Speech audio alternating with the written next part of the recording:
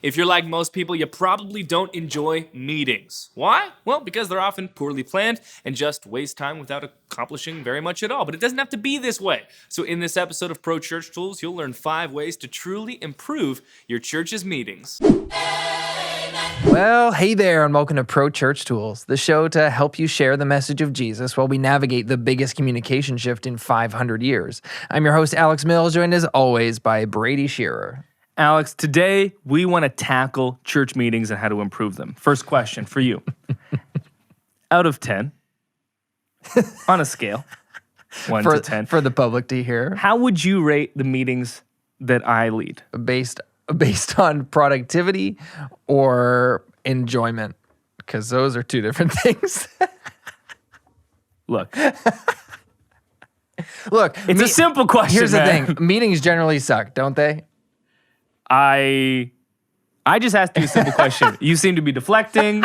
You're not answering. I would say this isn't a sports media a scale interview. of 1 to 10 for productivity, generously maybe a 6. And for amusement, it's a swinging scale. Sometimes, sometimes it's a 9, and sometimes it's a hard 1. It's like, can I just get back to work? Okay, when was it a hard 1? I can't remember. We'll talk off camera about this. Oh gosh, all right. I'm kidding. The remaining of this episode will be me telling you how to run good meetings. We did want to make this disclaimer. We don't really have too many meetings at Pro Church Tools. We have a weekly meeting. We call it Monday meeting. Mm-hmm. Sometimes it's Monday meeting on a Tuesday, Monday meeting on a Wednesday. But it's a Monday meeting every single Monday, but not always on Monday. It lasts for anywhere between 15 and 30 minutes. And it's usually fun. It sometimes is not fun. Yeah. But I did look online for good tips on how to run creative meetings. So I'm learning here as much as all of Pro Church Nation is. I think we have good meetings. You do? Yeah, I enjoy Well, our good, meetings. because Tristan told me when I said we were doing this episode and you laughed, you're like, that's you laughing. He was like, we run great meetings. So there you go. Not all employees are as cynical as Alex. I do enjoy our meetings. Thank you. Yeah. Not all do, though, because 47% of workers complain that meetings are where productivity goes to die. Honest. Furthermore, workers consider roughly half of their meetings to be a waste of time, and 73%, so we got 3 out of 4 workers on average, confess to sneaking in some real work during meetings. I have seen that happen. In our meetings, for sure. The meetings, and this is true for any workplace or any meeting environment that I'm in, that those are the 2 things that take a meeting from good to bad for me. When I'm sitting there and I know I'm locked in to this group, and it's like, okay, either this doesn't apply to me or we're all talking about nothing, and especially if it's on a Monday morning or in a highly productive time, it's like, I could really be getting some work done right now. And so that's a huge thing for me in any setting. If it feels like a waste of my time, it's like I'm checked out, regardless of how fun the conversation or the environment is. And so that's something I think we've done a good job of here, is making sure that our meetings are clear and concise and intentional and honoring everybody's time. So that's a huge thing for me. I identify with that a lot.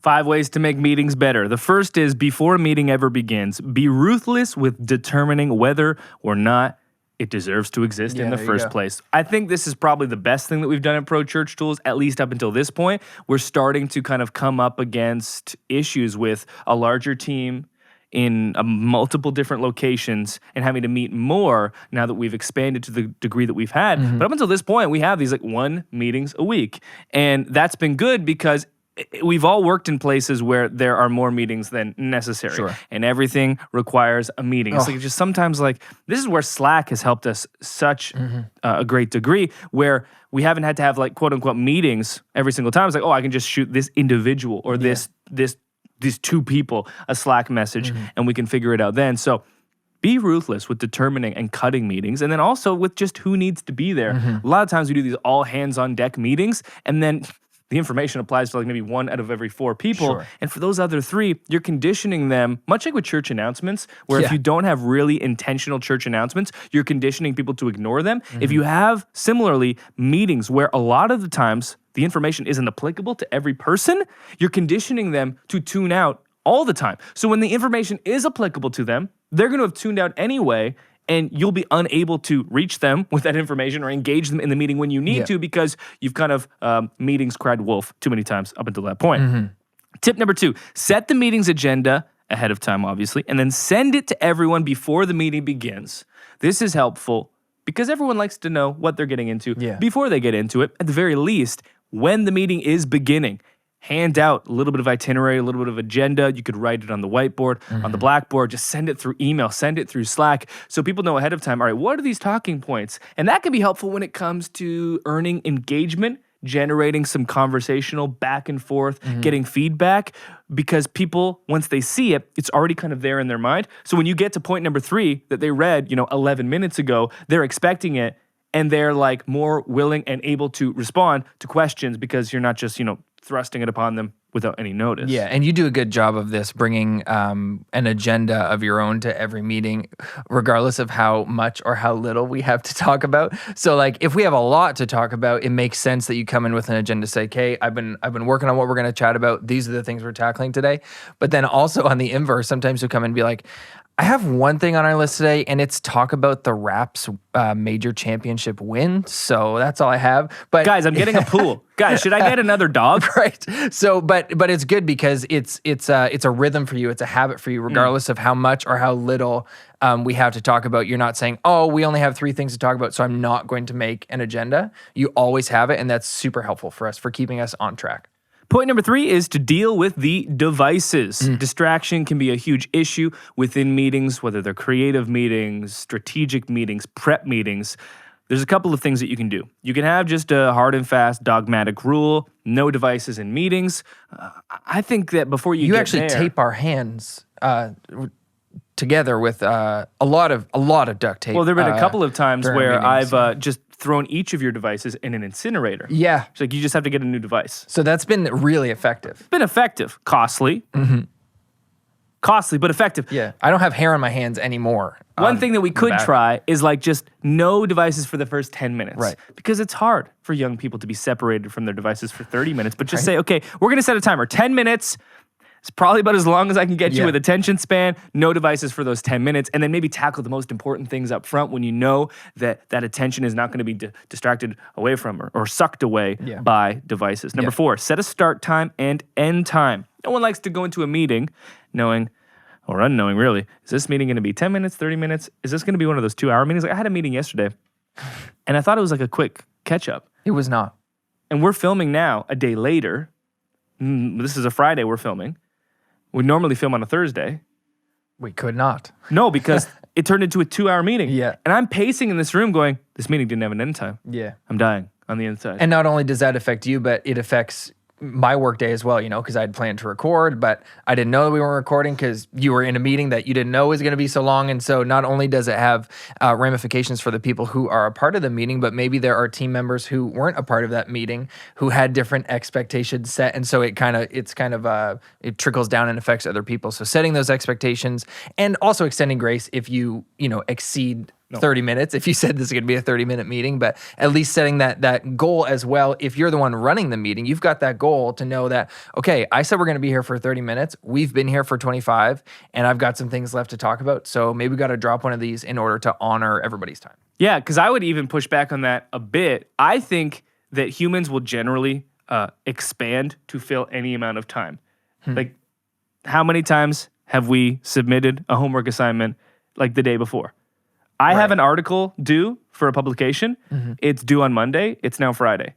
So now I have to write it on the weekend. I've known about this for weeks. Right. It's 600 words. Write the article, Brady. No, I'm going to wait until the last possible moment because, it's all, people in college or in high school are like, man, I just work best when my back's against the wall. Like when it's 3 a.m. and my paper's due at 4 a.m. and I got to get it to I've got a timestamp. Like that's when I really come alive. It's like, no, you just know you won't graduate. Like that's not you're just bad at time management. And so I think there's actually real power in saying, I'm setting this timer for 30 minutes. The second this ends, this meeting is over. Okay. Because what happens then is you fill the time. We've seen this with like launch deadlines. Like once I say to the product team, okay, we're launching this feature on this day.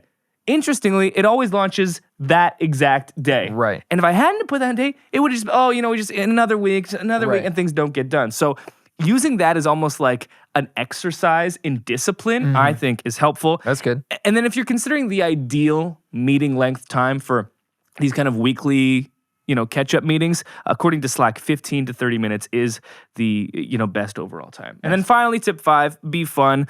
In all of my list items, I always try to put in like something that's a little bit fun. Yeah. Maybe it's, therapy with Brady. Maybe it's, guys, what kind of dog should I get? Is it this dog? And then we look at all the dog pictures. Or it's, okay, let's rank the Marvel movies. Yeah. Okay, the elimination game. You got to eliminate one album forever, one type of music forever, one type of food forever. And I'll sprinkle that in maybe in the middle or maybe at the end.